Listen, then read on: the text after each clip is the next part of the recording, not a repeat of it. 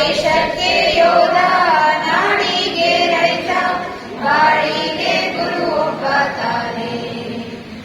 ಅಕ್ಷರ ಕಲಿಸೋ, ಅಜ್ಞಾನ ಅಳಿಸೋ, ಅವನೂನು ಅನ್ನದಾತನೇ. ತಪ್ಪು ಸರಿಯ ತಿದ್ದಿ ತಿಳಿ ಹೇಳಿ ಸಮಬುದ್ಧಿ, ನಮ್ಮ ಚಿತ್ತ ಸುದ್ದಿಯಾಗೋ ಹಾದಿ.